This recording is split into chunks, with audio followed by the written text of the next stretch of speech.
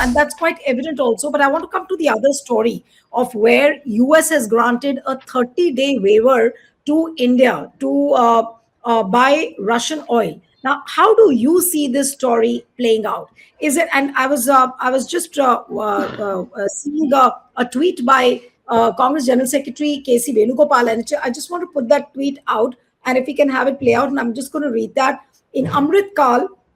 This is what KC Venugopal has tweeted. Amina, if you're there backstage and if you can please, play this. In Amrit Kal, the Indian PM has to beg before other countries to purchase oil from where he wishes to. It is deeply humiliating for India's sovereignty and international standing that it needs a US waiver to purchase oil from a time tested partner like Russia.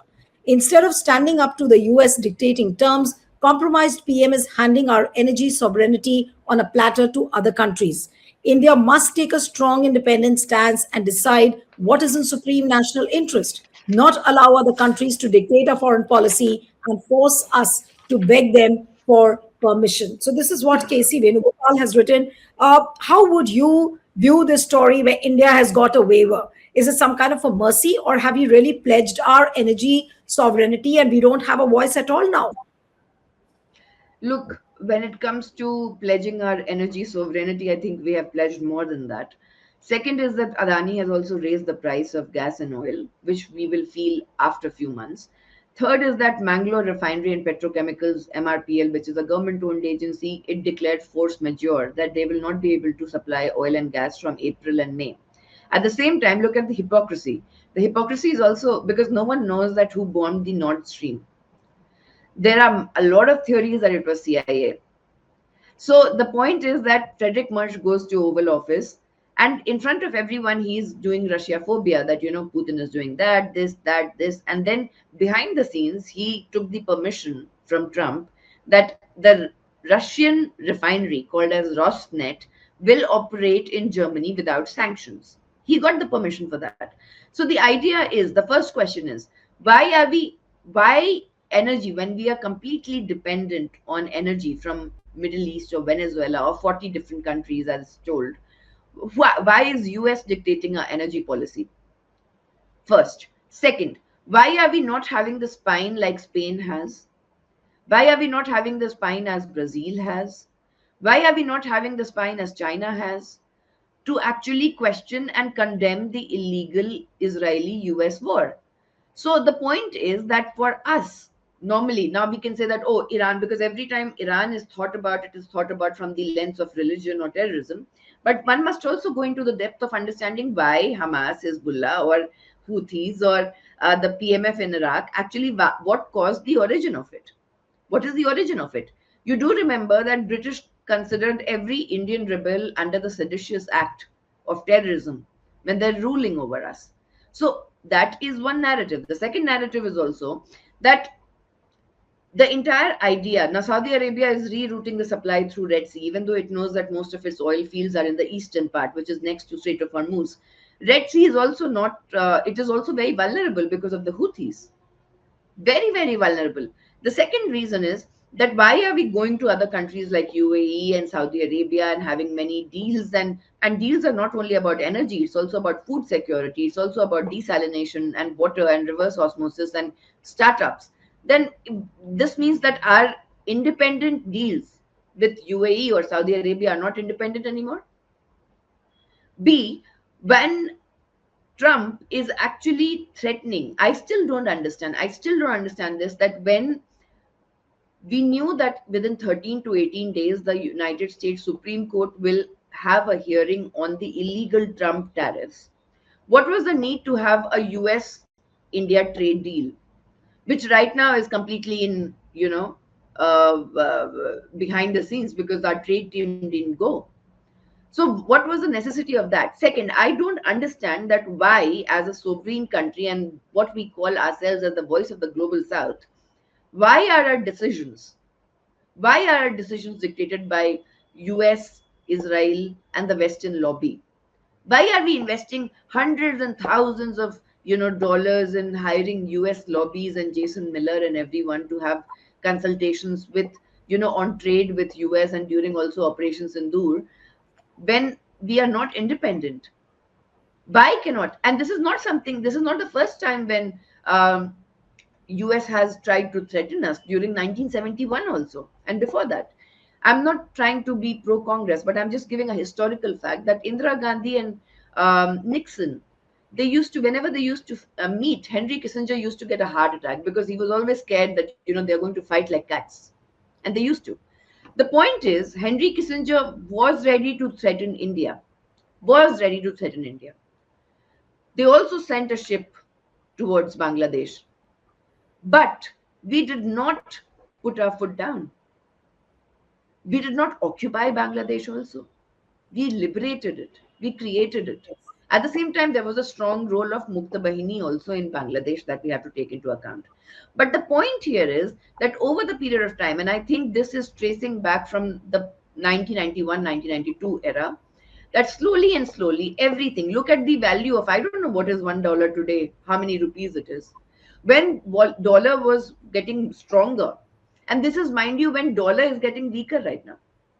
So when Indian rupee was falling, it was 50 rupees, 60 rupees, 70 rupees. There was so much of opposition. But today, when it is 90 rupees, no one is questioning why. Why is no one questioning how the Indian rupee is actually the rise of inflation? We say we are the third largest or fourth largest GDP in the country. Okay, I agree with it. What is the census data? When was the last census? When was the last press conference by the Prime Minister? It was in 2012 by Manmohan Singh. So the point is that we have no transparency, we have no validity, we do not have a global standing anymore. Canadian Prime When Minister we comes and see says that, both these stories, when we see both the stories of how we've got a waiver of 30 days to buy Russian oil, and then you juxtapose it with what Christopher Landau has said, what is India ending up into? India is completely ending into a compromise surrender. There's no better word than that. A, because we do not know what our foreign policy is. There are a lot of variables we do not know about. Second is, we do not know when our Prime Minister is visiting which country, often when the Parliament session is on, and why. Third, we do not have any kind of transparency or accountability. And How long do you think, Dr. Shubda, that this war will continue? Because today we saw a very interesting visual of Donald Trump praying in his Oval Office. In fact, he has hosted a number of pastors and evangelical church priests who've come and prayed for him that may God give him power to fight against the followers of Allah. And, he's seen sitting on his table with his eyes closed, and all those priests and pastors are putting their hands on Trump's shoulders. Now, what does that optics mean? And on the other hand, he also says that first I'll demolish Iran, and then it's Cuba, and then he's sitting and praying inside the Oval Office. so when you commit sins in the Epstein files and you're involved in child trafficking, raping, and prostitution, then obviously you need to be forgiven for your sins and God knows what. But the entire, I'll tell you the analogy of how these three religions look at what is happening. So Judaism, all of them are Abrahamic religions. Abraham was 80 years old when he came to the Levant area. Judaism basically does not believe in Jesus. Uh, Judaism believes that there will be a Messiah who will come, and the Messiah will come when there is a third temple that is constructed in Israel. All the Jews are back in Israel, and this would be the day of judgment and a new reckoning. Even rabbis are saying that, okay, one Jew will be then having 2,800 slaves. Now, the second is Christianity. Christianity believes that Jesus was the Messiah. Christianity believes that there will be an antichrist or a Satan that will come. And the Satan will fight with the believers of Jesus. And then Jesus will come for the second time in the battle of Armageddon. And then this can only be done if Jews are back in Israel and the Temple Mount is, third temple is created. Third is Islam. Islam believes in two prophets. One is Jesus and the other is Mehdi. They believe that there will also be a battle of judgment. The Satan or the Antichrist in Islam is called as Dajjal. And then when he is defeated, the second coming of Jesus and Mehdi will happen. According to them, Mehdi, who the Shia followers believe in 19th century, 9th century, he was not killed. He is in occultation. So all these three, the hardcore Christian evangelicals who are very close with the Zionist lobby in US, hardcore Christian evangelicals, they are doing it for the sake of Israel. That is why you'll see a lot of synagogues are selling, illegally selling land in West Bank for saints, free of cost. I'm not trying to degrade the suffering and Holocaust of the Jews. Jews are also divided into three parts. One are the Ashkenazi Jews that came from Soviet Union and Eastern Europe. The second are Sephardic from Spain and Portugal. The third are Mizrahi Jews who were born in the Middle East. The current, if you want to look at the hypocrisy which is happening with the Israelis themselves, so more than 2,30,800 Israelis have left Israel since 2023 to 2025. 48% of them are from the age group of 20 to 45. 8,000 high tech engineers have left Israel, 400 doctors, 600 PhD holders, 3,000 engineers, 1.5 billion shekels that they used to give in taxes. Israel will not get it. It will get impacted on its Yeah, GDP. so that's a And huge number. That's a huge number, and I don't want to go into the details of history at the moment because we are trying to make it the whole discussion India centric, and that's why my very two pinpointed questions to you before I wind up the show: that every conflict gives certain countries a power to leverage for themselves. Now, in this particular Iran-Israel war, uh, do you think that India is missing an opportunity? Maybe it could have flexed its muscle in raising the voice of not only the Indians but across the region. It could have, if it had a voice, and if it would not have prostrated before Donald Trump or Netanyahu, then this was an opportunity which India could have capitalized. So, is this a missed opportunity for India? we have been missing a lot of opportunity. For example, why was China involved in creating a detente between Iran and Saudi Arabia? We Yeah. have longer civilizational ties with both Saudi Arabia and Iran. Why China took the entire, right now it's again sending its mediation team, right now as we speak. Why China did it? It has no civilizational ties apart from the Silk Route, which was there, and we had the Spice Route, by the way. The second thing is that we have missed many other opportunities. The other opportunities are what? We have not been very. On 7th of October, immediately when Hamas attacks, there's a tweet by Prime Minister Modi which is condemning the terrorist attack, and it has to be condemned. But then, why is Netanyahu actually confessing in 2019 and before that it is 1.8 billion was given through his approval from Qatar to Hamas? Why New York Times had done the investigation Jericho Wall that Israel actually knew about it from 1 year before? So we have, and then on 12th of October, the Ministry of External Affairs gives a more balanced tweet because we do not designate Hamas as a terrorist organization. So we had to wait for from 7th of October to 12th of October, which shows that there's a kind of cognitive dissonance between the PMO and the Ministry of External Affairs. Why is Prime Minister Modi everywhere, not Dr. Jaishankar? Why it was Vikram Misri who had to face the brunt when Operation Sindoor? He was doing his job. Why to shoot the messenger? He was doing his job. Even when going, signing the condolence book, which the Indian media made a huge cry about, it's nothing big. But why are you sending Vikram Misri? When Ibrahim Raisi died, it was Jaishankar who went to the Iranian embassy. So are we just fulfilling the protocol? The second thing is, the next thing is also that there's a difference between the political administration and the people. So in the Arab governments, which they call India as Al Hind, and they really love us because of Amitabh Bachchan, Shah Rukh Khan, Salman Khan. There's a difference between the elite and the people. The Arab street is different. I'm sorry, but there's a strong anti-India sentiment that is developing. Very strong anti-India sentiment. And this is not something which I'm sitting by saying here because I've visited Middle East and this is something which I've been often asked. So I then ask them in retaliation that look at No, so Egypt, look at you are Jordan, saying look. you are saying there is a strong anti-India sentiment across the Middle East now. Yes, it is. And we'll feel it because we have 35 Who- and workers, who is to 35 lakh workers in UAE, 25 in. no, but Dr. Shubda, who's Our going to be entire responsible? machinery on how. Who is responsible for this We don't know who anti-India is when sentiment? they're Muslims and when they're.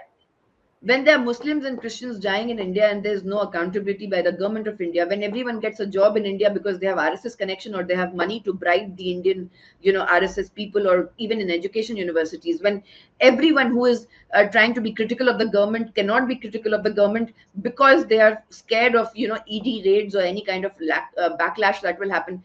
Do you think that in social media's age, people in the Middle East don't know what is happening in India? When the huge hue and cry was done about the Hindu genocide going on in Bangladesh, Muhammad Yunus at least used to come and mention it. I'm not defending him. He's completely corrupt. But I'm just saying that he at least did the diplomatic protocol of mentioning the name of the victims and those who have been arrested. Tell me when this has happened in India. Tell me when, what kind of, why is the entire foreign policy of India monopolized by RSS? Why is it monopolized completely by Prime Minister Modi? Even Dr. Jaishankar doesn't get a say. Even he doesn't get a say. So the point here is that who will blame What what? you If you say that go to foreign social, like policy, in, for example, you are saying that foreign policy has been completely monopolized by Prime Minister Modi. But does he even realize that by monopolizing the foreign policy at his individual level, what kind of harm is it giving to the country as such? see, any kind of worshipping of one man should be considered a mental illness. Any man, any politician, any country, worshipping should be considered a mental illness. That is the first thing. The second thing is also that we are trying to have roots, or trying to create roots between Hinduism and Judaism when they don't exist. Yeah, The Jews think of us as Amalek. they right. it's Abrahamic. They don't believe in polytheistic religion. Why are we being faced? I was also contacted by an Israeli who wanted that there should be some think tank that should be worked along when we can contain, create some kind of narrative and theory and paradigms on how Hinduism and Zionism are not Hinduism and Zionism, but Hinduism and all the other dharmic religions and Judaism are connected. And I was like, why? Why? Hinduism is not just a religion, it's a civilization. And these front bearers of Hinduism are not only degrading the Hindu ethics and morality that we have, our own. It took 36 hours for us to issue that, okay, we went to help the Iranian Navy in Sri Lanka. It took 36 hours for us to issue the statement. So the point here is that there is a lot of, for people like me, for speaking the truth, we have to pay a massive cost.